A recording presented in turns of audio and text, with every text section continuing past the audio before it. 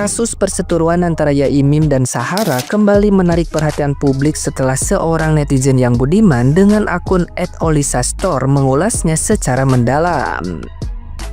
Ia menyoroti bagaimana opini publik berubah drastis setelah fakta-fakta baru terungkap. Awalnya, Yaimim dianggap hanya sosok sederhana yang viral karena videonya yang tampak memprihatinkan. Namun, belakangan diketahui beliau ternyata seorang tokoh terpandang dan sangat dermawan yang bahkan menolak tawaran umroh gratis, meminta agar dana tersebut disalurkan untuk sedekah. Fakta ini menjadi titik balik besar mengubah pandangan banyak orang yang semula membela Sahara. Konflik bermula dari kebiasaan Sahara memarkir mobil-mobil rentalnya di depan rumah Yaimim hingga menghalangi aktivitas ibadah. Puncaknya terjadi ketika Sahara masuk ke rumah Yaimim tanpa izin istri beliau dan mengunci pintu dari dalam. Sikap yang dinilai tidak sopan itu membuat publik menilai Sahara telah melampaui batas. Apalagi setelah Yaimim menunjukkan ketenangan dan kebesaran hati menghadapi perlakuan tersebut. Kamu tahu kan masalah Yaimim dan Mbak Gurun Sahara? Ya, kasus seorang bapak-bapak yang divideoin guling-guling sampai kayak bajunya juga cuma pakai kaos oblong doang, sampai yang dikira sama orang banyak bahwa bapak itu seorang bapak yang sudah maaf kata ada yang bilang sampai ODGJ loh. Kasus ini plot twist banget. Orang-orang yang tadinya banyak memihak ke si Mbak Gurun ini sekarang pada memihak ke Yaimim. Dan gongnya, orang-orang yang tadinya berpikir bahwa bapak Yaimim ini adalah orang biasa yang datang dari ekonomi biasa, ternyata beliau adalah luar biasa, dan yang harus dikasihani adalah sebenarnya diri aku sendiri. Karena aku juga tadinya berpikir kayak yang nggak nyangka aja bahwa Pak Yaimim itu adalah orang kaya. Sampai-sampai ada seorang pengusaha travel yang dia ngelihat kasus ini mungkin kasihan ya dengan Pak Yaimim ya, terus menawarkan untuk diberikan paket umroh untuk suami istri. Dan ternyata tahu nggak, Yaimim menolak dengan cara halus. Sebenarnya nggak menolak sih, cuma dialihkan ke arah yang lain. Yaimim bilang begini, ternyata beliau sudah 9 kali naik haji dan umroh udah nggak tahu lagi berapa kali. Dan kata Yaimim, gimana kalau uang umroh yang seharusnya buat saya dengan istri diuangkan saja untuk diberikan sebagai sedekah subuh buat orang-orang yang memerlukan. Bener-bener plot twist banget asli. Kamu sudah nonton podcastnya Denny Sumargo belum? Yaimim dengan Denny Sumargo. Jadi di podcast itu ya aku udah nonton ya. Menurut aku ada 2 hal yang bener-bener menurut aku nih ya kayak bener-bener kayak nyebelin banget gitu loh. Yang pertama, jadi si Sahara ini, si Mbak Gurun ini, dia punya rental mobil. Kata Yaimim sih katanya ratusan, banyak banget jadi rentalnya.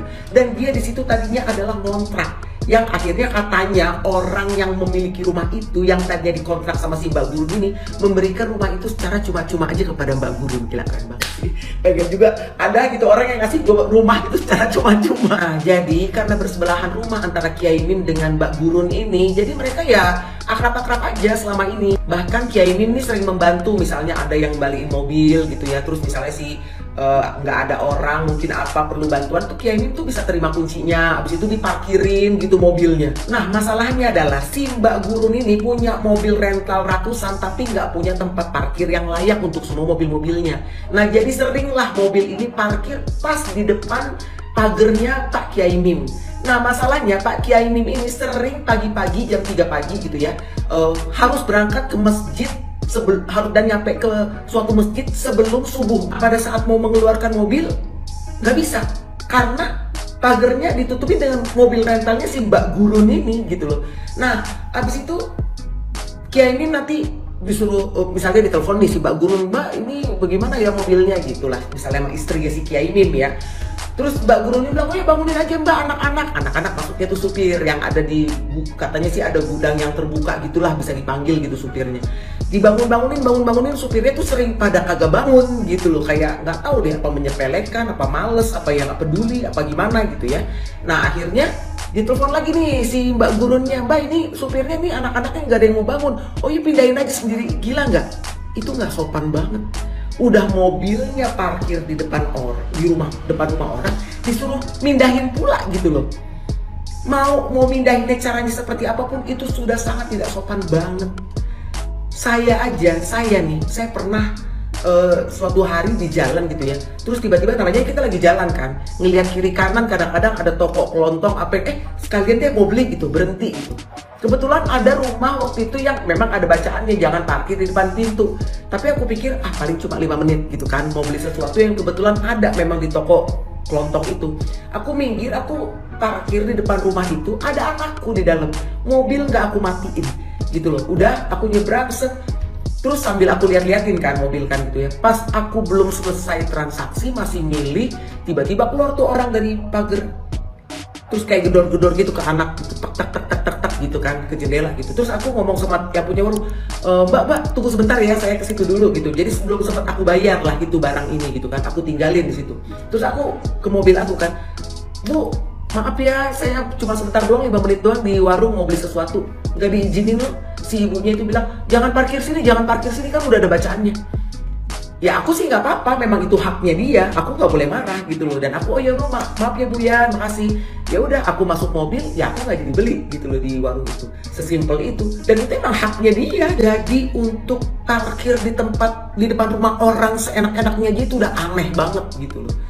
Yang kedua, yang keanehan kedua, jadi si anaknya Mbak Gurun ini datang ke rumah Kiai Mim. Aku nggak tahu deh umur berapa, nggak jelas soalnya dikasih tahu umur berapanya ya. Serpim apa kalau nggak salah. Main-main ke rumah Kiai Mim, nggak lama si Sahara juga datang nih, si Mbak Gurun ini masuk ke tempat Kiai Mim ke dalam rumahnya. Terus katanya ditutup tuh pintunya dari dalam rumah dan dikunci oleh si Mbak Sahara itu dengan alasan takut anaknya keluar, nggak kelihatan. Akhirnya Kiai Mim ini karena nggak enak dia bilang, dia naik ke lantai 3 untuk nyuci baju. Nah pada saat dia nyuci baju katanya memang dia telanjang dada, cuma pakai celana pendek. Terus si Sahara katanya naik terus bilang apa sih gitulah, pokoknya nggak enak lah cara ngomongnya gitu loh. Tapi maksudnya lu udah masuk ke rumah orang gitu loh. Lu masuk ke rumah orang, lu kunci pintunya dari dalam, lu perempuan ya kan, masuk ke rumah seseorang yang kebetulan orang tersebut istrinya nggak ada di rumah gitu loh. Terus lo kayak berasa lo yang di apa namanya lecehkan gitu, aneh banget gitu loh. Something wrong with you Mbak Gurun. Balik lagi ke penampilan Kiai Mim yang sarungan-sarungan aja gitu ya di video-videonya si Mbak Gurun itu yang disebar luas gitu kan di medsos gitu ya. Aku tadinya berpikir ya pada saat dia dibawa ke Densu gitu ya, aduh lumayan deh gitu ya, namanya aja orang, maaf ya Kiai Mim ya, ini bukan pemikiran saya, orang kampung udah ditolong gitu, barangkali aja Densu juga bisa ngasih honor podcast gitu ya, lumayan buat apa namanya pesawat kembali ke ke kampungnya. Ternyata beliau yang perlu dikasihanin itu gue, bukan dia. Aku menilai diri aku ya, mungkin aku sebagai orang Indonesia udah sering banget ngeliat di medsos gitu ya, flexing yang orang sultan inilah, sultan itulah gitu kan ya. Jadi sehingga ada orang yang nggak flexing seperti Kiai Mim, jadi kayak dianggap kayak underestimate gitu loh. Yang jadi pertanyaan, emang si Mbak Gurun ini sebelahan rumah nggak tahu Kiai Mimi itu seorang yang sehebat itu? Kalau orang yang menghargai tetangga dianggap lemah, wah Mbak Gurun kamu salah cari lawan. Nah, gimana nih menurut netizen yang terhormat? Silahkan berkomentar ya. Iya, kalau gua jadi Yaimin gak bakal gua maafin yang namanya Sengsara atau Saharul ini ya. Menurut gua dia tuh udah terlalu berlebihan, ngeselin banget. Yang kayak gitu tuh sumpah guys, wajib dijauhin orang-orang kayak gitu tuh. Mau sampai kapanpun, mau sampai akhir menutup mata, gak bakal gua maafin orang-orang kayak gitu tuh. Bye. Gua mah curiga dah, jangan-jangan emang ini satu kampung, satu dusun, berikut RT, RW, sampai lurahnya emang memiliki bakat terpendam, munafik dan tukang bohong. Sebelumnya dengan lantang dan penuh emosi ngebacot bahwa itu bukan tanah yang diwakafkan oleh Pak Yai, tapi jejak digital menyatakan sebalik. Konsepnya biji manis. Makanya kalau mau jadi orang munafik sekaligus pembohong, harus memiliki syarat utama, yaitu daya ingat yang kuat. Gara-gara Yaimin, gue dapet ilmu online. Gue jadi tahu apa itu artinya uzlah. Lu juga pada nggak tahu kan apa artinya uzlah? Sini gue kasih tahu. Simpelnya, kalau kata Ustadz Hanan Hattaqi, uzlah itu artinya mengasingkan diri dari pergaulan manusia. Atau bahasa zaman sekarangnya adalah me time. Jadi Yaimin itu lagi bahas rumahnya. Kata Yaimin, rumahnya itu lagi banyak banget yang nawar. Ada yang nawar 15 miliar, tapi Yaimin maunya 50 miliar.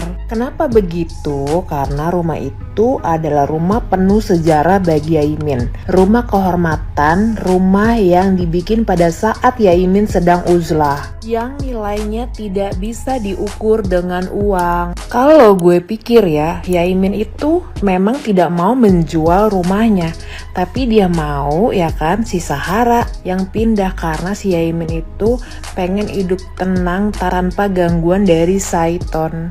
Balik lagi ke uzlah. Jadi kalau di spiritual, uzlah itu tuh seperti meditasi atau isolasi diri untuk lebih mengenal Tuhan. Lagian Sahara, adab lu di mana? Lu kan yang ngontrak, lu yang punya usaha, tapi lu nggak punya tanah untuk naro mobil-mobil rental lo. Sedangkan Yaimin itu dia udah rumah sendiri.